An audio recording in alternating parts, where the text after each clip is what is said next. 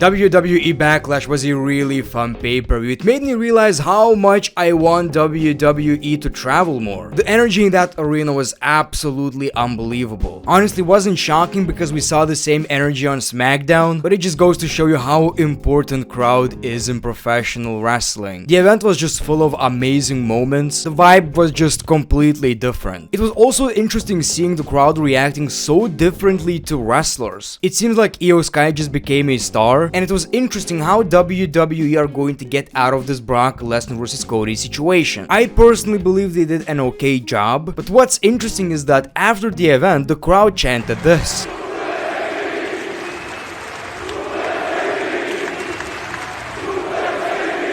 It seems like the crowd wanted Brock Lesnar to game end Cody, so it's going to be interesting if Cody is still gonna be that over, which is hopefully the case. Oh, and Carlito coming back and getting that gigantic pop from the crowd, you love to see it. Not to nitpick, but you know, I feel like one person was missing from the pay-per-view. So welcome back to the channel, and let's talk about WWE Backlash 2023. The pay-per-view kicked off with Bianca Belair vs Io Sky. It's weird how the champion entered first, not sure what was the case right here. They just probably wanted to kick off the show with Bianca Belair, right? Well, the heart wants what it wants, because the crowd supported Io Sky instead, which was so odd to me. Like, I don't get it. I mean, that makes me really happy, and I absolutely loved it, but it just seems like it kind of came out of nowhere. But hopefully from now on, Io Sky is going to have a great singles run, because the potential is here. And people, this match was absolutely fire. I might be overreacting a little bit, I'm not sure, but it feels like this is the type of match you would get at WrestleMania and be like, this is probably going to be the best match of the night. I don't know if we've ever seen these two in the ring, but the chemistry is definitely there. I absolutely loved the amount of reversals we got, and the crowd reacting to every single move, either cheering Io Sky or booing Bianca Belair whenever she does anything, really. We got damage control. That is a very interesting attire right here. She ain't wear whatever. So we got a little distraction, but it did absolutely nothing since Bianca Belair went for the KOD. Dakota with a distraction, Io Sky with a reversal. She almost won a match. The crowd goes absolutely nuts right here. We got some more distraction from damage control. Dakota Kai hits Bianca Belair. Io Sky was going for the moonsault while Bayley was holding Bianca's hair. Well, the referee sees it, so it backfired. Bianca Belair hits the KOD and retains the Raw Women's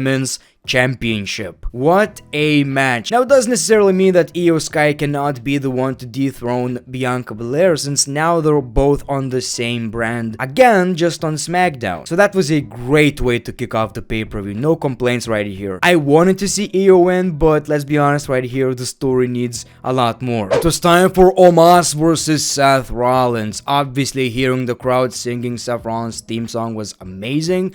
Yes, people, as expected, the best Omos match in the WWE by far. This was like not necessarily just because Omos, but this was actually a very good match. I really liked it. We got some really creative shit right here, so it definitely exceeded my expectations. And even that finish, man, come on, this is some great shit. Now, I do have something to complain about. What WWE are exactly doing with Omos? They're always putting him in these big matches against big opponents, you know, big stars, but he always ends up losing. I believe we're at a point right now where we cannot take Omos seriously anymore. Him beating a few jobbers on Raw doesn't do anything for me if he keeps losing every single pay-per-view match. Triple Threat United States Championship match. Bobby Lashley versus Bronson Reed versus the United States Champion Austin Theory. I absolutely love triple threat matches, so I like the match, no surprise right here. I mean, during this match we got all the spots that make triple threat matches so much fun to watch, so another banger. I'm just gonna say it right here, not a single match on this pay-per-view was bad. That's wild. Now I guess we all knew that Austin Theory is winning this match, and that's exactly what happened. I like the finish. Bronson Reed goes for the moonsault, he misses, spear by Bobby Lashley, Austin Theory throws Bobby Lashley out of the ring and pins Bronson Reed. He retains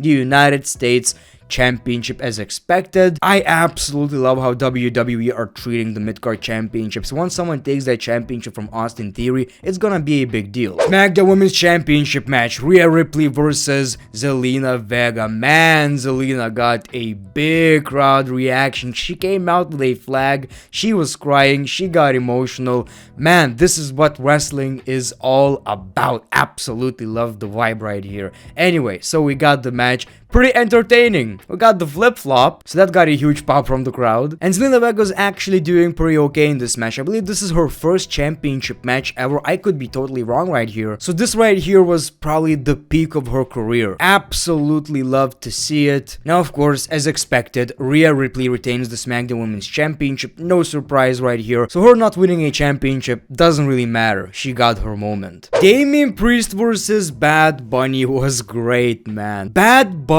just made one of the greatest wrestling entrances of all time, with the whole arena singing his song. That was wild. Like, for someone who didn't know about Bad Bunny before, you know, he got introduced to wrestling, it's wild seeing how popular this man truly is. Again, I'm going to say the same thing everyone is gonna tell you. Logan Paul, Bad Bunny, just the best celebrity wrestlers of all time, and I think it's gonna be a while since anyone else is going to reach that level. Bad Bunny was doing great in this match in my opinion. Obviously a big task for Damian Priest, because, you know, working against a celebrity, that's a lot of responsibility, because yes, Bad Bunny is great and all, but he's still not a professional wrestler. I'm wondering what this is going to do for Damian Priest's career. I mean, he lost the match. Is that good? Is that bad? I kinda wish he won though. Anyway, so Bad Bunny with some impressive shit right here. I think Bad Bunny hit Damian Priest's nose, and Damian just decided to leave. Bad Bunny picked up a trash can, but it backfired. The match continues. We see kendo sticks start fighting in the audience, and man, this was unexpected. Whoever is working with these celebrities in the WWE, please keep doing that. One complaint I do have is that Bad Bunny looked way too strong in my opinion. Damian Priest is a huge guy, and he's a pro wrestler. When Logan Paul is being dominant, I can kinda get it, because Logan Paul is an athlete. He's a boxer, he did all these things. Bad Bunny is a singer, so sometimes it's a little odd, but maybe I'm nitpicking right here. We see the Judgment Day, they attacked Bad Bunny until we get Rey Mysterio. That doesn't help. And Carlito made his return to the WWE. Huge pop right here. Every single hit got a big pop. You love to see it, man. Why can't Carlito come back to the WWE full time? One of the most unique WWE characters ever. The Judgment Day decided to leave, but we see Savio Vega. Then we got the LWO, so this whole thing was just a lot of fun, man. The crowd absolutely loved it. The match continues.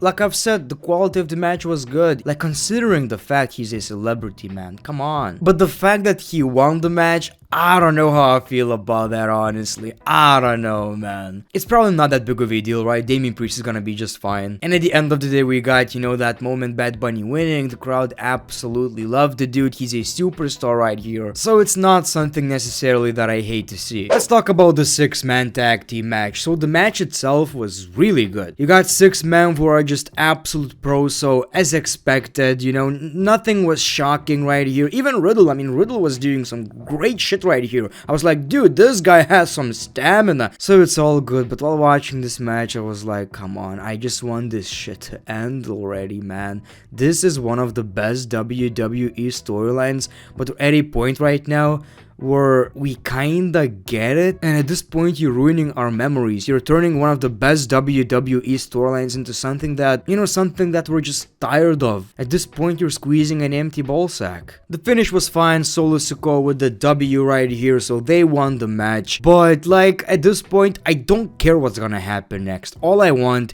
is for this to end. At this point, this is a side story. The main story is Roman Reigns and the Usos. And finally, Cody Rhodes versus Brock Lesnar. Before Brock Lesnar even finished his entrance, he got attacked by Cody. So I really like this match. Was it as good as Brock Lesnar versus AJ Styles or Brock Lesnar versus Daniel Bryan. I feel like it was kinda close. It seemed like the crowd actually loved both guys. It's not like everyone was like, Cody needs to win. Nah, they just enjoyed the match. Now, one thing made this match so much better, which is blood. Now, accidental or not, I don't know, but my man was bleeding. You're probably watching this video in gray right here because I can't show that on YouTube without getting demonetized. So this made the whole match even better. There was so much blood. Cody was covered in blood. It's so rare in pro wrestling, man. At one point, Cody just hit an RKO and they said, Cody Cutter. Obviously, this was probably just an accident, right? But if I was like booking blood into this match, I would be like, Cody needs to bleed, right? Because at the end of the day,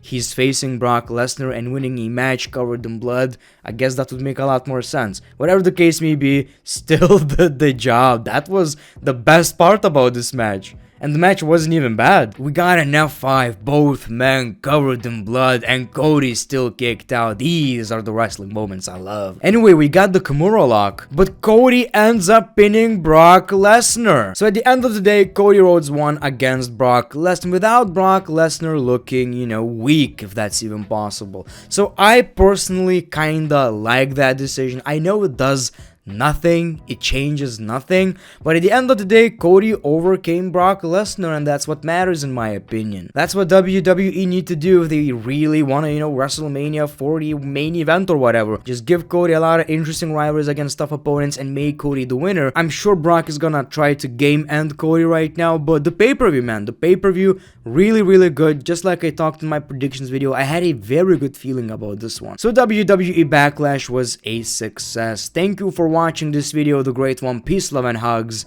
It's been a pleasure.